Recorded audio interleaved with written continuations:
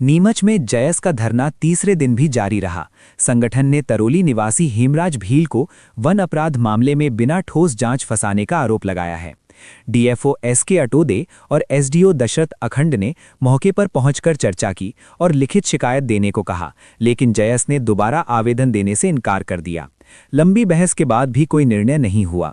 जयस ने साफ कहा है कि कार्यवाही नहीं हुई तो आंदोलन और उग्र होगा। ये जाट हमारा क्षेत्र है जहाँ सब रेंज है, तरोली गांव के पास में। वहाँ पर गलिया खो करके राजेश एरिया है, वहाँ एक तेंदुआ को घायल होने की सूचना मिली थी राजेश क्षेत्र में 21 जनवरी। फिर उसका हमने रेस्क्यू करा है। रेस्क्यू करने के बाद जब उसका प्राथमिक रूप से जांच कराई डॉक्टर्स ने तो कमर में एक छोटा सा घाव लगा मिला। रेस्क्यू करके हमने उसको इंदौर जू में ऑपरेशन करके वहाँ भेजा। फिर उसका इलाज चल रहा है।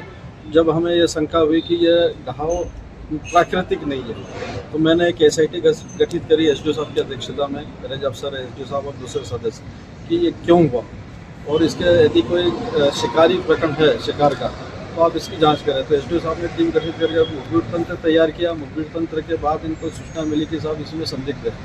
तो तरोली गांव का एक व्यक्ति है हेमराज पिता रत्ता, उस पर जो मुखबिर से सूचना मिली, इन्होंने उनको पूछताछ के लिए देखा। फिर उसने एसडीओ साहब के समक्ष कबूल किया कि हाँ साहब मैंने किया है शिकार।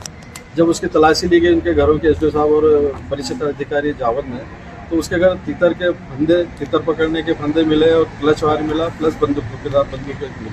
उसको उन्होंने जब्त किया, नियमानुसार गिरफ्तार करके माननीय न्यायालय के समक्ष प्रस्तुत किया। न्यायालय ने उनको जेल वारंट कर दिया। अब प्रकरण की जांच आगे संबंधित वन परिषद अधिकारी है वो आगे कर रहे हैं। कि जो हेमराज पिता रत्ता गिरफ्तार किया है वो आरोपी नहीं है, ये अपने ऐसा हमें बता रहे हैं। 25 तारीख को उन्होंने गिरफ्तार किया, 26 का पेश कर दिया। 25 जनवरी किया था, 26 को पेश कर दिया। पूछताछ के 24 घंटे के अंदर इसको पेश करना पड़ता है। अभी आपसे पहले भी मिले हैं? नहीं, मेरे से पहले ये जयस के दो कर्मचारी जो थे पदाधिकारी वो 3-4 दिन पहले आए थे। उन्होंने ये कहा था कि ऐसा हुआ, तो मैंने इनसे बताया कि आपकी जो शिकायत है, आप जो चाहते हैं कि आप क्या गलत हुआ तो आप मुझे लिखित में दे तो मैं इसकी जांच कराऊँ, निष्पक्ष जांच कराऊँ। तो कि हमने कलेक्टर साहब को पहले आवेदन दिए रखा है, उस पर क्या करोगे? तो मैंने कहा कलेक्टर साहब के यहाँ ये है कि उनका अधिकार क्षेत्र है, वो किस एजेंसी से जाँच कराना चाहते हैं, इसलिए हमारे पास प्रकरण अभी नहीं आया है। ये उनका कहना है कि आप उसमें आगे क्या हुआ ये जांच इस मांग के लिए उन्होंने ना कोई ऐसा हमें शिकायत दी है, न ही आज के धरना प्रदर्शन के लिए कोई हमसे अवगत कराया है, न ही प्रशासन के हिसाब से अवगत कराया, तो वो मुझे जानकारी नहीं है। किंतु ये सीधे आके बैठ गए, क्योंकि मैं रूटीन के काम ऑफिस के बाद मुझे फील्ड जाना होता तो मैं तो अपने रूटीन काम में था, फील्ड गया था। वहाँ ट्रेनिंग चल रही स्टाफ की, तो ट्रेनिंग करते हुए जब मुझे स्टाफ ने ऑफिस स्टाफ ने बताया कि साहब ऐसा हवाला कर रहे हैं, लोग बाग घेराव कर रहे हैं, मैं आया, इनसे बात करी।